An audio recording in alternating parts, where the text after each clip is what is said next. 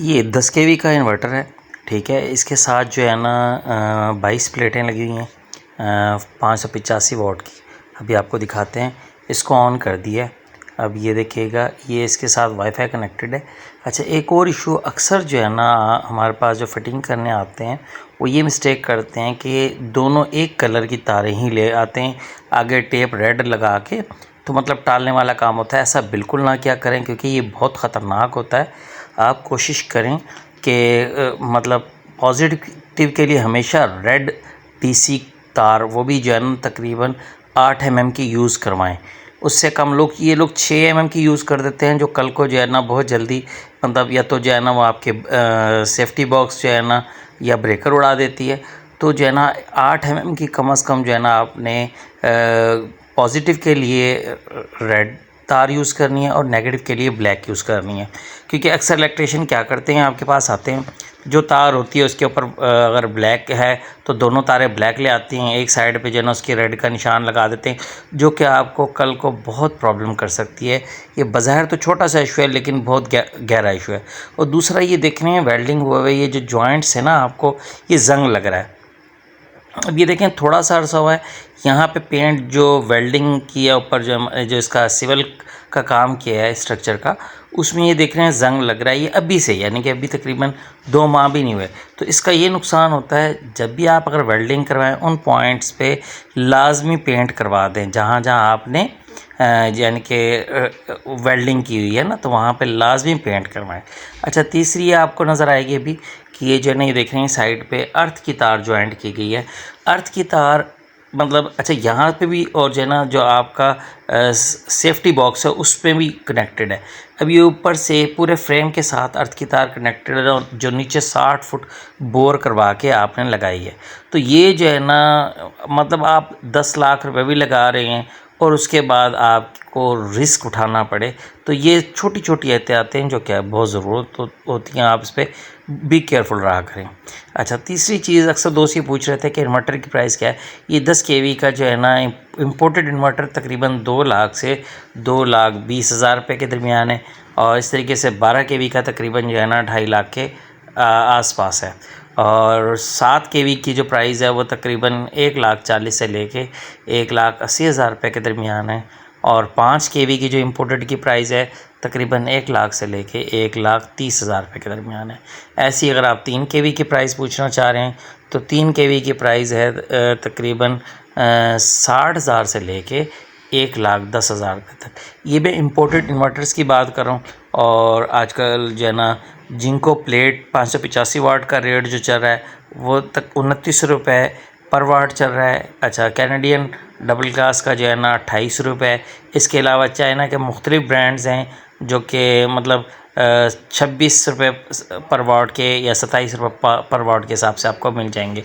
यानी कि एक प्लेट की तकरीबन एवरेज प्राइस जो आपको पड़ेगी वो पड़ेगी 15,000 से 17,500 रुपये में इस वक्त का रेट है। और मज़ीद भी सोलर की कीमतें डाउन हो रही हैं। उसकी वजह एक तो सीज़न ऑफ हो गया है, दूसरा मतलब जो है ना अब ज़्यादातर लोगों ने, अब आप आसपास जितने भी देखेंगे साइड पे, ज़्यादातर लोगों ने सोलर पैनल जिन्होंने लगवाने थे लगवा लिए हैं, मतलब अफोर्ड करते थे। बाकी लोग जो है ना अब इस वक्त, क्योंकि एक तो सीज़न जा चुका है, मौसम नॉर्मल हो गया है, बिलों की टेंशन नहीं है। क्योंकि गर्मी में बंदे को एसी वगैरह का या जो है ना मतलब कूलर पंखे चलाने होते हैं, और बिल ज़्यादा नहीं कि वैसे लोगों ने धड़ाधड़ लगवाए थे, तो उस वक्त रेट भी काफ़ी तेज़ है। और अब काफ़ी रेट मज़ीद बतदरीज कम होते जा रहे हैं सोलर के।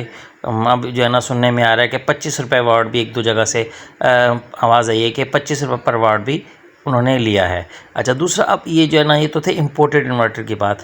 अब देसी इन्वर्टर आजकल जो बन रहे हैं उनकी प्राइस बहुत मुनासिब हैं। अच्छा, आप एक और काम भी कर सकते हैं। आप जब देसी इन्वर्टर देखें ना, इम्पोर्टेड अगर फ़र्ज़ करें 2 लाख का इन्वर्टर लेते हैं और देसी इन्वर्टर आपको मिल रहा है 30,000 रुपये का, 30,000 से 40,000 रुपये का, तो मुझे बताएं आप एक इन्वर्टर उड़ भी जाता है, उसको रिपेयर करवाने में कितना खर्चा हो जाएगा।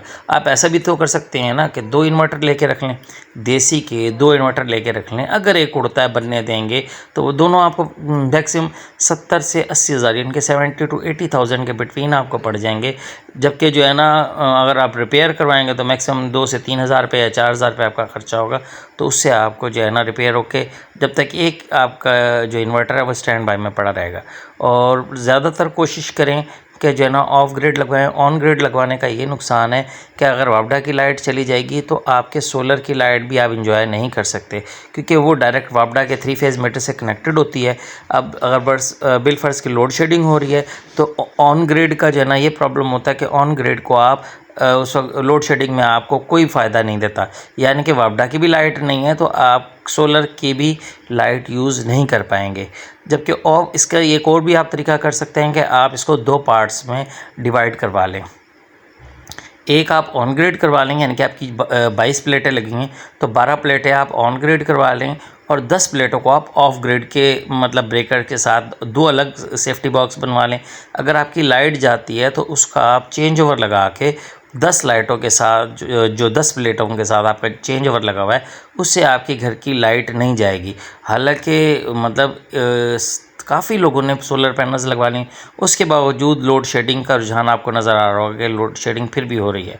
तो जो है ना जिन लोगों ने ग्रीन मीटर लगवाए हुए हैं वो बहुत परेशान भी हैं, क्योंकि ग्रीन मीटर के साथ आपकी लाइट अगर वापडा की जाती है तो आपकी सोलर भी काम करना बंद कर देता है, आपका इन्वर्टर कोई काम नहीं करता। ये ऑन ग्रिड का नुकसान भी है। ऑन ग्रिड का अक्सर लोग नहीं जानते, वो समझते हैं हमने सोलर लगवा लिए, इन्होंने इतना बड़ा सोलर लगवाया हुआ है तो लाइट अगर कहीं पे नहीं है तो इनके घर पे होगी, लेकिन ऐसा नहीं होता। क्योंकि ऑन ग्रिड जब आप लगवाते हैं तो वापडा की लाइट जाएगी तो आपका ऑन ग्रिड काम करना सोलर सिस्टम छोड़ देता है।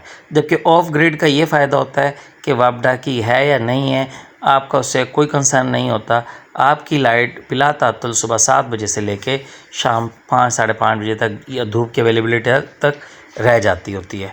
और उसका ये फ़ायदा भी है कि आप मतलब वापडा से कनेक्टेड नहीं है, दिन का लोड आप जो है ना मतलब सोलर पे चला लें और शाम के बाद आपका ऑटोमेटिक चेंज ओवर। आजकल हमारी नेक्स्ट वीडियो इसी बारे में ही आ रही है जो ऑटोमेटिक चेंज ओवर है, यानी कि जैसे ही सोलर की आपकी लाइट आना बंद होगी तो ऑटोमेटिकली वो आपका जो है ना घर का जो टोटल लोड है वो वापडा पे शिफ्ट हो जाएगा, यानी कि आपको बदलना नहीं पड़ेगा। और सुबह जैसे ही आपकी लाइट यानी कि सोलर की प्रोडक्शन शुरू हो जाएगी और वोल्टेज मेंटेन होंगे तो आपका ऑटोमेटिकली जो है ना जो घर का पूरा लोड है वो सोलर पे शिफ्ट हो जाएगा और वापडा को डिस्कनेक्ट कर देगा।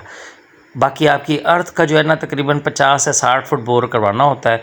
अर्थ लाजमी लगवाएं, उससे ये होता है कि जो है ना आपकी मतलब इलेक्ट्रिसिटी पावरफुल होती है, यानी कि आपकी जो है ना डिम लाइट का इशू नहीं होता। वरना अक्सर लोग जो अर्थिंग सिस्टम नहीं लगवाते तो उनकी लाइट डिम होती है। नेक्स्ट वीडियो में आपको इसके बारे में बताएंगे, जो कि हम ब्रेकर ला रहे हैं उसको ज़रूर देखिएगा।